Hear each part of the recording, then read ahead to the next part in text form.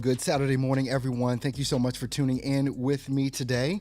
We're going to be going through some things. And look, if you're a voiceover artist, you're looking to see how to start, build, and grow a successful voiceover business, this is definitely the place that you want to be. If you're watching me, wherever you're watching me right now, make sure that you subscribe to this channel. Make sure that you follow. I come to you live every Saturday morning, 9 a.m. Eastern Standard Time, to make sure that you're going to be able to get the information that you need, again, to start, build, and grow a successful voiceover business. I get a lot of emails every week, a lot of instant messages every week asking me this one simple question, especially from brand new voiceover artists. It's like, how do I do this? How do I get started? Even from voiceover artists that have been in for a while. It's like, what do I need to do to grow? What do I need to do to actually garner a real business here? Good morning, Tamisha. So glad to have you in here with us today. Good morning. Good morning. Hashtag live. Yes, if you're watching me, if you're watching me live right now, go ahead and pop into the chat or the comments, hashtag live. If you happen to catch us on the replay, type in hashtag replay. Good morning, Maddie. Glad to have you in here as well. As Kenny is in here. Let's just see. We've got Maddie too. Good morning. Good morning. Good morning. I want to go through some things, and I'm actually going to be sharing my screen to basically enable. Let's see, Glenn, you're live. You're not on the replay. You're watching live right now. Put in that hashtag live, Glenn. But I'm going to be sharing my screen because I actually want to go through some real steps here in order to really kind of show you how to really set this thing up for success. Obviously, there's some steps that we have to go through, and I want to make sure that you understand those steps. So many times, especially when we're talking about voiceover, the confusion that is around this industry can be daunting. It can be extremely overwhelming. I know that when I first got started in VO, gosh, 2008, 2009, that this is me. This is what I thought. You can tell me if you thought the same thing. I thought I was going to get me a good mic. What was my first mic? The first mic that I had was I want to say, it was an AT2020 was my first mic. It was an XLR mic, very good mic. So I thought I was going to get me a good mic. I was going to get me, good interface. I, for whatever reason, bought this huge Mackie board back in the day. Now understanding that probably wasn't the best choice. But anyway, I thought I was going to get my gear and I was going to get on the pay to plays, and it was game over. I was going to blow up. I was going to be rich here within the next couple of weeks, months, whatever. If you were like that when you first started, put that in the comments. Were you like that when you first got started? I'm just going to get on Fiverr. I'm just going to get on voices.com, voices123, and I'm just going to blow up. Now, I quickly realized that that wasn't the case. And for a minute, it caused me severe frustration, but there were things that I just did not know. One of the biggest things that I didn't know, which is probably the most important thing, I'll just be honest about that, is that I was in a recording space, my office, or whatever you want to call it. It was in the basement of my home. And there was no treatment on my walls, nothing. Hard, flat surfaces all the way around. The audio was horrible, but I didn't know that at the beginning. I didn't know at the beginning that the most important part of my chain was going to be the environment. The recording environment was going to be the most important part of this whole thing. So let me go ahead and share my screen, and let me pick the Chrome tab that I want to share here. I want to share my Google Docs tab. All right. So, how to start, build, and grow a successful voiceover business. All right. So, there's some things that need to be in place, right? Your recording environment is the most important part. How do you spell environment? I think it spelled that right for me. Yeah. The recording environment is going to be the most important thing. And we can say no hard, flat surfaces. Now, what I'm going to compare that to, or let you see what I mean by that, everyone has been in, like, you've purchased a new apartment, a new home, or something like that, and you're doing a walkthrough of an empty place. And as soon as you walk in and you start talking, you notice there's this severe echo. You notice that immediately. And the reason that there's an echo is there's no soft surfaces, it's all hard, flat surfaces, just white walls. And that's the reason for the echo. But you also notice quickly when you start moving in and putting furniture in and things of that nature, that you notice that echo go away, right? You notice that echo is now diminished and it pretty much gone away, but it hasn't. There is always still an echo there because you're still surrounded by hard, flat surfaces. When you start setting up your recording space as well, and you don't have soft surfaces around, you're going to get that hollow sound in your microphone. You're going to get that echoey sound in your microphone, or maybe even a boxy sound in your microphone. And the longer you stay in voiceover, you're going to be able to hear that and detect it more and more. And so that's the thing, no hard, flat surfaces on there, right? So then the other thing that you want to make sure that you key in on after that, the next important thing is your microphone. What microphone are you going to select? Is it going to be a condenser mic? Is it going to be a dynamic mic? So, what's the difference in the condenser and the dynamic? The condenser mic, all of them need phantom power. It needs 48 volts of phantom power to power that microphone. Dynamic mics don't need that. You can pretty much use them right out of the box. But the issue with dynamic mics, because they're not powered, sometimes they're not strong enough in the capturing of your voice. And so sometimes you may need to use something like a cloud lifter, or what I use even on this microphone that I'm using now is something called a FET head, which introduces power even to this dynamic mic. I'm using a Shure SM7B right now to broadcast with. A lot of people actually use this microphone for voiceover as well. And it used to be, back in the day, one of the coveted mics in radio stations. You'll still see them. And a lot of YouTubers and a lot of content creators still use this, and as well as voiceover artists. You'll see things like an RE20, Electro Voice RE20, even an Electro Voice RE320. You'll see the high OPR 40. I can go on and name mics, right? But so the next thing is your microphone. Select the microphone that's going to be best for your voice. People have a tendency to ask me, what microphone should I use? Don't stress over that, because I don't care where you start, you're going to switch it up. You're going to change over time. It's just something that's going to happen. So when you look at the microphone selection, don't stress. Pick one that you can afford and go for it, right? Because again, the most important part of your chain is going to be that recording environment. After you select your microphone, if you're not using a USB microphone, that is, you're using what's called an XLR microphone, like this one. Basically just has the fat end on it. It's not a USB microphone. It's got the 3 prongs that plug into your microphone and then plug into an audio interface. So then we're going to be looking at the audio interface, right? So what is that going to be? Something like a Focusrite. And if you can see this one, this is a Focusrite Solo. This was the first audio interface I ever bought. I've bought several, and you may as well, just depending on what your needs are. And after you select that, basically also you want to have headphones, because you want to be able to listen to your audio like really well. So you want to make sure that you have headphones, and then after that, you want monitors. When we talk monitors in our career field, we're talking about speakers, right? And we're not talking about the little cheap $20 speakers that you can get. Some good quality monitors. As a matter of fact, if you go on Amazon and just type in audio monitors, you'll get that. You can type in speakers, but you really want a good quality audio monitor. And those are normally those are normally XLR connections on those as well. Some very good monitors out there that you can get somewhere in between the range of $100 to $300 a piece.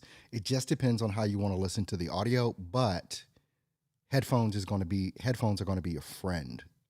60, 70, $80 headphones, really, really good. I like these from Sennheiser. They're the Sennheiser HD 280 Pros. I've had these for 5 years, and they're wonderful. They're light. They got the foam cushions on them and all that kind of stuff. So they're really good with that, and love my headphones for that. After that, it's going to be your DAW, and that is your digital audio workstation. That's what that stands for. And from there, most people start off using something like an Audacity, right? You've got other ones like I use. Audacity is free. You've got Adobe Audition, which is the DAW that I use. You have others that are like Reaper. You've got Studio One. A lot of ones. There are a lot of them out there. You've got Pro Tools. But it just depends on which one you want to start with. And people always like to ask me, for whatever reason, what DAW is the best. And I'm always going to say it's the one that you use. That is the one that's going to be the best. Now, in order of operation, the hardness of being able to actually do this is probably going to come down to understanding your DAW. That's going to be the hardest part of this for many that you have to learn. It may be how to do script interpretation. It may be microphone placement or microphone technique. There's a way that you do this. I'm going to show you one if I can. And let me just go back here and I'll show you what I mean by microphone placement. So let's just go back here and let's stop sharing my screen. All right, so we're back to me. All right, so microphone placement. When you look at this, this may be a little hard for you to actually see. So let me turn. All right, yeah, this will be better if I turn. So what you're seeing me and hearing me do right now is talk directly into the mic. It's not what you want to do. You don't want to talk directly into mic. You want to be at an angle of about 45 degrees. So when I move from my mouth to the microphone, it's almost at the tip. The reason that you do this type of microphone technique is because of plosives. Now, if I say plosives, if I do it this way, straight on, plosives, plosives, friend, fat, talking. And if I do it this way, plosives, plosives, friend, fat, talking.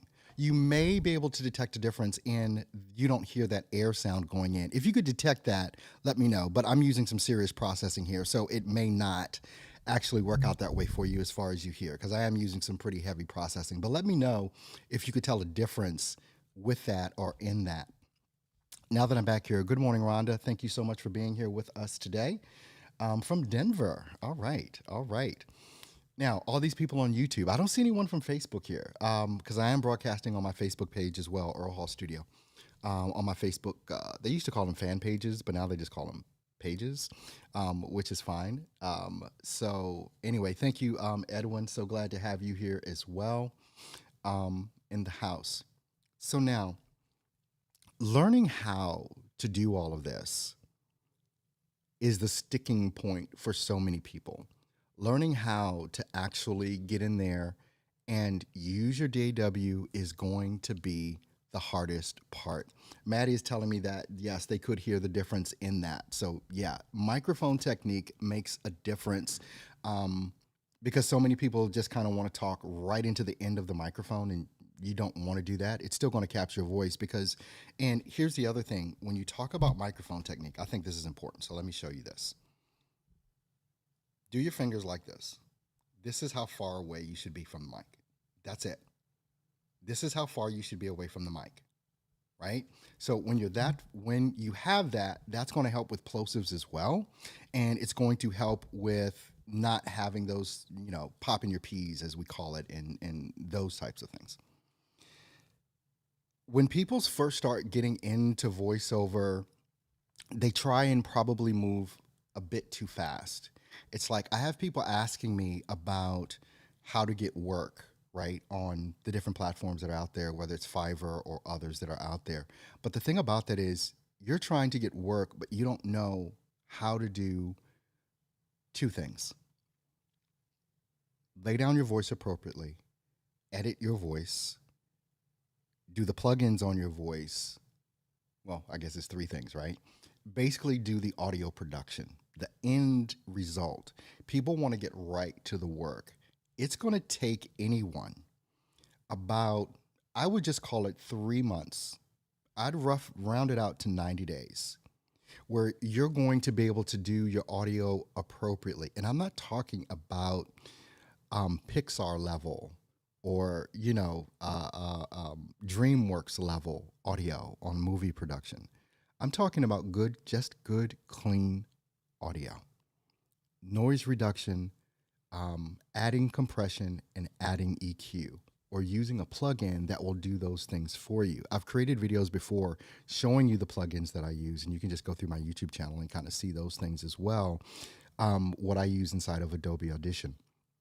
People rush to get work like I did. So this is not me talking bad about anyone. This is me going back through my own experience, rushing to get work without knowing how to produce good, clean audio. And the way that you learn how to produce good, clean audio is going to come to listening to audio that you produce and also listening to other final productions of voiceover artists as well. I think we get into trouble sometimes because we spend a lot of time on YouTube and watching YouTube videos, and we want to try and sound like that person is sounding. Here's where we get into trouble. As opposed to just knowing the difference between good, clean audio, we want to sound like someone that is using a $3,000 microphone inside of a whisper room using some high power audio processing. You can't sound like them. You're not in their environment. You probably don't have a whisper room. And even having a whisper room doesn't guarantee anything, because whisper rooms, any of these things right out of the box, they don't sound good. You have to understand how to treat a whisper room. I don't care what they send you. It is not going to sound good. It is not going to sound appropriate. You're going to have to do some changes even inside of a whisper room. Good part about this is even something as simple as a walk-in closet can sound better than a whisper room. I'm not talking about a little closet. I'm talking about a walk-in closet. Like my wife has a massive walk-in closet. I could do voiceover in her closet, right?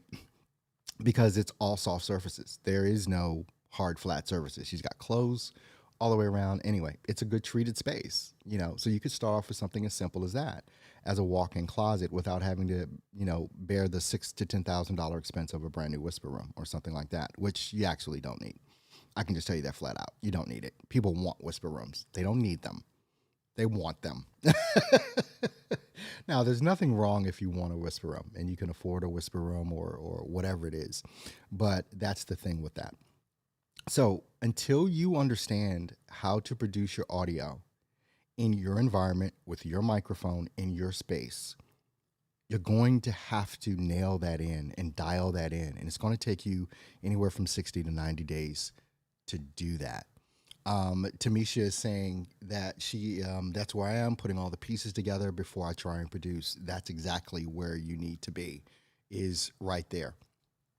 And then once you get all of those things in place and you understand how to produce your audio. Now, here's the thing. You can't try and do this once a week or once every other week and think you're going to get good. I think at a minimum, you should be spending at least an hour a day just focusing on audio production. That's it. Not script interpretation, just laying down your voice and seeing how you can make that audio sound better with a couple of processes: noise reduction, EQ, and compression. And compression includes the normalization to negative 3 dB as well. That's the standard with that. And once you have, I'm not going to say master that, but you've gotten good at that, then that's when you're ready to get on the platforms. That's when you're ready to start trying to get work. You can't do this simultaneously all together. It does not work out well if you try and do it that way. And it's why we do, I don't know if you notice, even on the screen, go take my free course. There's a free course that's here. It's going to give you a lot of this information as far as treating your space, as far as microphone selection, as far as script interpretation, as far as audio production. Just go take the free course. It's not going to cost you anything. Go ahead and do that. Is there anyone in here that's taken or is taking that free course right now? at freevocourse.com. That's right on the bottom of your screen here. Let me know if you're already taking that course or in that course. And then the other thing, I do have a paid group. Actually, and it's only $47 a month. I'm not sure how long it's going to be that low, quite honestly, at $47 a month. But in there, when you're in that group, that's where you have direct access to me, where I'm going to be able to listen to your audio. Like you can share your audio with me in our private Facebook group, and I'll actually take a listen. I can actually do some coaching with you on that. We meet in our paid group that's only $47 a month. We meet every Wednesday at 5 p.m. Eastern, where you can ask me questions. We can dive into some serious training. It's a really good group that we have there already inside of our private group. We just call it the Mastermind. So if you want to join that, let me know, and I'll send you the link for that as well. And you can always get there. Even if you take the free course, it's going to show you how to get to the Mastermind. If you want to get to the Mastermind, that's $47 a month or whatever.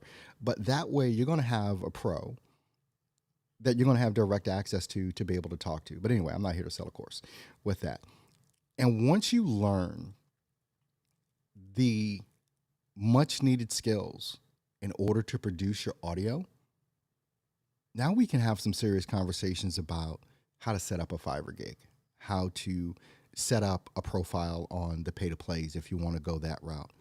But here's the thing, and what I'm going to get into talking about on next week is the next level, right? I'm of the firm belief that as a business owner, you ought to not only be on the platforms that are out there, but you should be learning how to market yourself appropriately. You should be learning how to sell your services appropriately. Because even at a high level, when you're on the platforms, a lot of times, especially when you're brand new, you're competing on price, which is the worst place to be in. And the only reason most people are competing on price is because they are, quote unquote, a commodity. They haven't started specializing in anything yet. And it takes you a minute to learn what it is that you really need to specialize in. But that's where the money is made.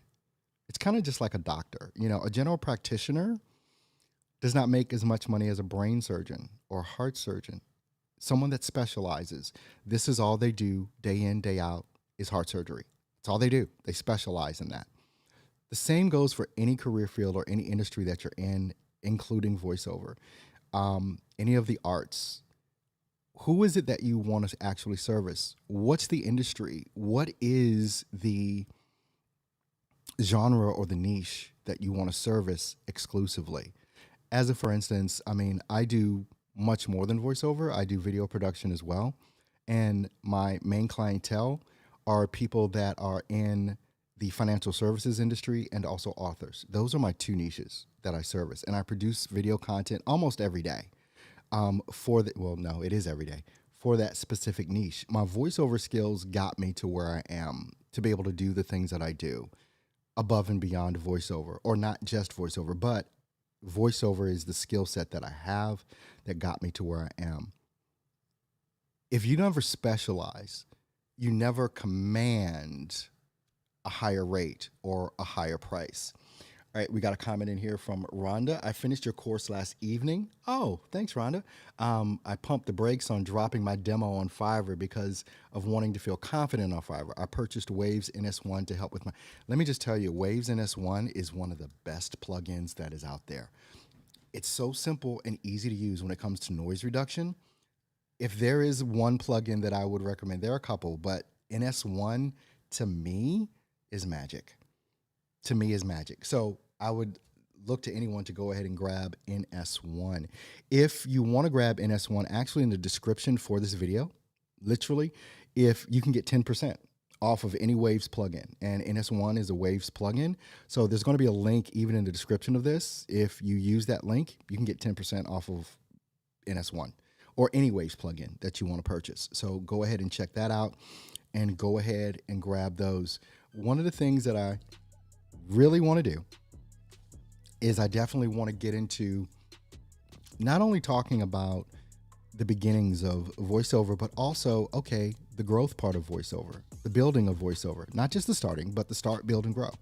So the starting part is the hardest part in anything that you do. The starting part is the hardest part. But once you get started, learning your DAW, learning microphone technique, learning script interpretation, producing clean audio. Now we can really have some fun.